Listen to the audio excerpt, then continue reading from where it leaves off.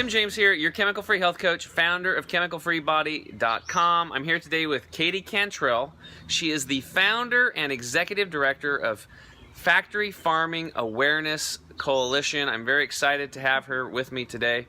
And I've got her little manual here. You guys have to check it out. Fight climate change with diet change. So, Katie, how did you get started with this mission? What got you started with it all? Well, I've always loved animals. I grew up with dogs, and my parents are very compassionate people, taught me to love and care for animals. And when I went to college at UC Berkeley, I joined an animal advocacy group on campus. And it was there that I learned about factory farming. And I was just shocked that the food system was the largest cause of animal suffering in the world, with over 9 billion animals slaughtered every year in the United States alone. 9 billion. 9 billion, over 9 It's billion. a lot. It is a lot. It's more than all the people on the entire planet. Yeah, guys, think about that. 7 billion people on this planet. We know that's a massive number, and you're saying that more than that is slaughtered every year just to eat. In the United States alone. Just in the U.S.? Yes. Oh my God. Yeah.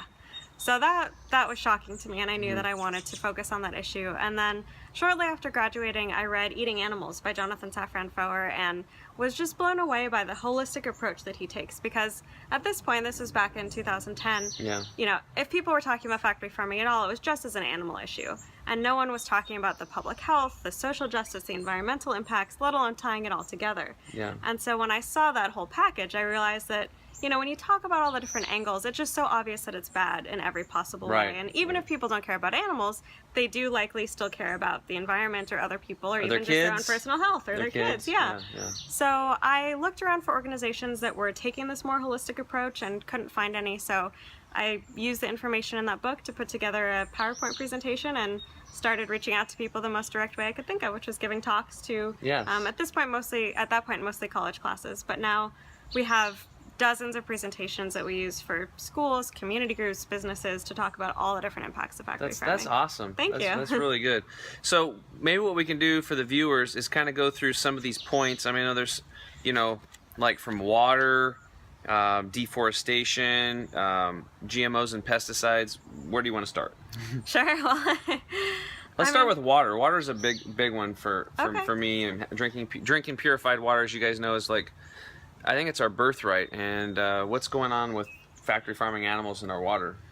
Sure. So, I mean, it's sort of a whole cycle, and you can't, to understand all the pieces, you have to see the whole picture. So the main problem is that we have these 9 billion animals, and they're animals, so they're living, breathing, eating, and pooping. And so those farmed animals are eating mostly GMO corn and soy, which takes a lot of water. And then the animals are drinking water, and then they're pooping a lot, which is polluting the water that's remaining. So, I mean, that's kind of the basic concept to really boil it down. And then 9 billion poops a day. Yeah, well, more than that. Right. It adds up. Yes, yeah. Metric tons of E.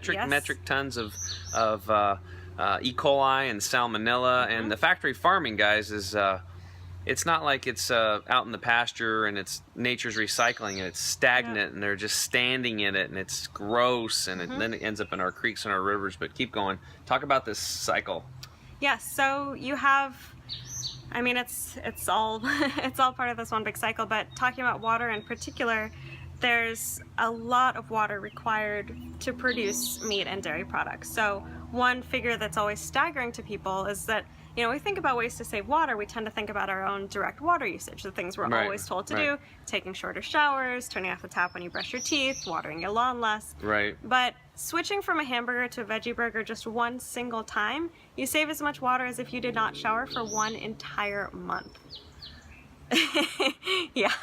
So if you're eating a hamburger, and let's say you're the type of person that wants to conserve water because you feel that's a problem. And if you're eating a hamburger and you go to eating a veggie burger, you're going to save as much water as a person would use to shower in 1 week? A month. In a month. In a month. Yes. Okay, so that's a pretty big deal. Yes. Yeah, over 600 gallons of water for just one hamburger. One hamburger. That's the input, guys, to probably grow the food, to feed the animal, the water that the animal drinks, all inputs It adds up. It adds up. And we've got some water problems. For those of you living in California, you know what I'm talking about down there. Yep. You know what I'm talking about. Major water issues. Yes, indeed. Yeah, and the same stat is true for milk. So switching from a gallon of cow milk to a gallon of soy milk, you also save as much water as if you didn't shower for a whole month. So in California, almonds get a lot of flack for how much water they take up, but almonds use about 10% of California's water, and California's growing almonds for the whole world. Right. Not just for Californians. But the meat and dairy industry uses over 50% of all the water in California. So could you give a number for, like, if somebody gets off a gallon of, like, dairy's milk and they go to a gallon of almond milk, what's the savings in water? Yeah, so I can give for a glass. So a glass. Yeah, so that's cool. A glass of cow milk takes 30 gallons of water to produce, and a glass of almond milk takes 23 gallons of water to produce. A glass of soy milk only takes 9 gallons of water to produce. So almonds do use more water than, say, soy or flax. Do you have anything else, like flax as an example? Because we over here at Chemical Free Body, we don't do soy because of the estrogens, and it's really hard to find soy that's not genetically modified. Yeah, I bet organic. And GMO and that kind of stuff. But it's for us, it's the estrogens. We just don't want people to take the soy because of the estrogens, unless the soy was fermented in like a tempeh. Right. But we're not talking about that so much. But what about cow's milk, a glass of cow's milk to like flaxseed milk? You know, unfortunately, I haven't been able to find any stats. But it's less. Yeah, it's much less. It's less. Yeah, so flax it's less. milk, And nobody's getting slaughtered. There's no babies being ripped away from their mother so that mother can keep lactating. There's nobody injecting these cows with hormones so they can stay in a constant state of lactation. Instead of living 20, 25 years, these cows are dying in 4.5 years because they're in a constant state of lactation. It's just wearing them out. They're creating inflammation in their bodies. It's a bad deal. Okay, so we've talked about the water. We talked a lot about lots and lots of poop, right? Yeah. Creating other issues. Or what about GMOs, anything like that? Yeah, so there's a lot of attention around GMOs, and few people realize that most GMOs are not going to feed people, they're feeding animals on factory farms. And if you don't know what GMOs are yet today, which I think everybody should know about this, but I know there was a point in time where I didn't. That just stands for genetically modified organisms. So that means they've taken something in nature and tweaked it and turned it into like Frankenstein, and then we're supposed to like eat that. So that's what GMOs are. So can you elaborate on that? Sure. So I mean, we don't, as an organization, we don't really take a stand on the science of GMOs in and of themselves, but their implementation right now in the United States is very harmful because, again, there's this talking point that they're helping to feed the world, but really they're just feeding animals on factory farms. And most of the GMOs in the United States are GMO corn and soy that have actually been genetically modified to withstand the use of certain types of pesticides and herbicides that are like Roundup. Like Roundup, that are conveniently made by the very same companies that make those GMO seeds. Yes. So that actually a third of all pesticide use in the United States is for meat production.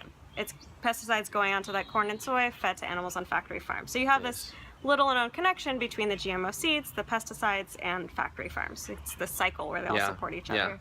So by consuming animals, giving money to buy hamburgers, giving money to buy chicken and turkey and these kind of things like I used to eat, pepperoni sticks, whatever, you're basically you're giving money to these companies that are putting tons of pesticides, herbicides, fungicides onto that food or onto those crops to feed that food, and that all ends up in the ecosystem and it's in your bloodstream. You can always Google umbilical cord and chemical, and you'll see back to 2005 there's over 200 man-made chemicals found in the umbilical cord blood of every child and being born today in those young mothers. So we're all polluted, and it looks like from factory farming it's causing a major amount of chemical pollution, genetically modified pollution. You said it's all tied in. Right. And then the GMOs are birth defects. I mean, and tumors. The studies over in France, what they've done, it's just a bad deal, right? So it's just isn't it just easier to just go out and pick an apple and eat it?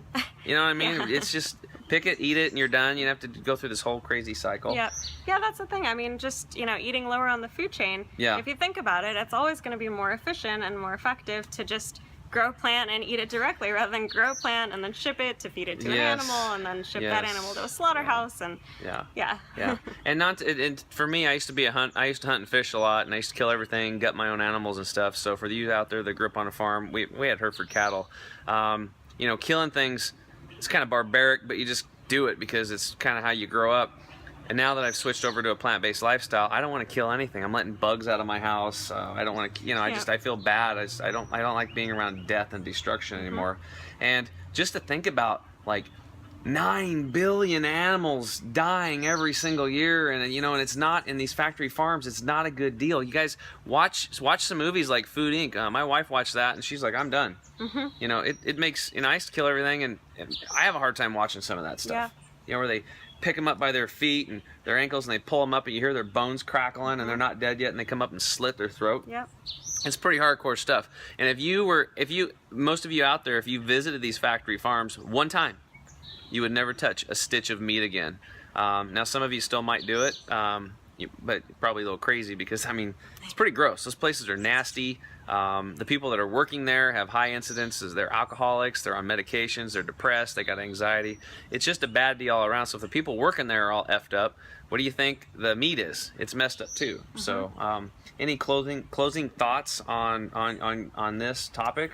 Well, I think people oftentimes don't want to learn about it or talk about it because it's seen as very depressing, but I think it's actually very empowering. Yes. Because especially with our current political climate and all of the problems facing the world, to know that we can take action every single day with every single meal just by eating delicious, healthy food, it's really one of the single most effective things we can do, not just to help animals, but to help the environment, to help people, communities around the world, and to help our own health. So it's awesome. Whether that's one day a week, whether it's every day for lunch, or whether people want to do a vegan challenge and do it for 3 weeks, we also like to promote incremental change because sometimes people get overwhelmed.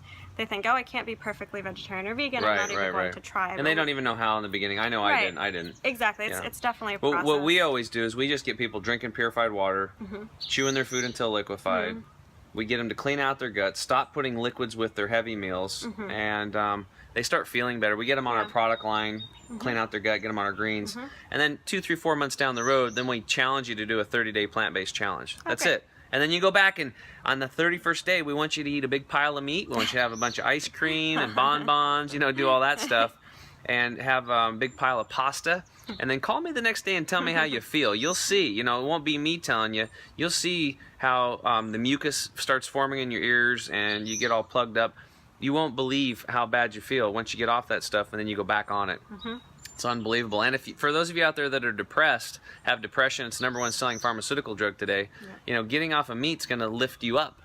You're going to stop taking in those hormones that are inherent from that meat. It is very depressing because those animals are slaughtered in horrible conditions. They know they're going to die, and those hormones and the anxiety in that animal gets transferred in you when you eat it. So it's not a good thing. So how do people get in touch with Factory Farming Awareness Coalition? How can they be a part of it? How can they start doing something in their area? Maybe being a speaker and making change and inviting people over. And you have all these great talks that you can plug them into, right? Yes, definitely. So we have 8 chapters around the country, and we have directors who will come and give free presentations to your school, community group, business, faith community, and we have different versions geared towards different audiences. So we can talk about the environment, public health, social justice.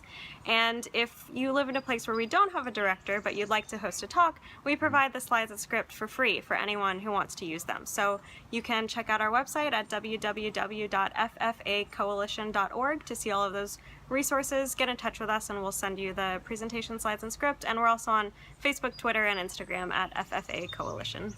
Awesome. So check them out at www.ffacoalition.org and plug yourself in. This is a great organization started by Katie. You got to give her props for that because I love that you had something, you believed in it, you got passionate about it, and now your passion has become how you get to make a living.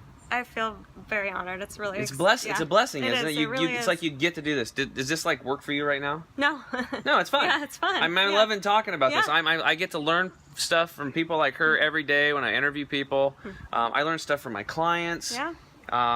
People have issues. It's just you get to figure it out, and then you can help the next person with what you figured out. Exactly. It's really cool. Yeah. Well, thank you so much. Yeah. Thanks for being here today, and guys. Really plug into this group, especially if you love animals like I do.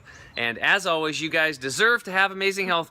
Why wait any longer? Get over here and join us. Join the chemical-free movement today. Check us out at chemicalfreebody.com. Check out our amazing products. Help transform your health. And as we transform our health, we will be able to, the people around us will see those changes in us. They're going to want a piece of that. And then that's how our community is going to change. And one by one, we can do this. All right, guys, we'll see you again real soon. Bye for now.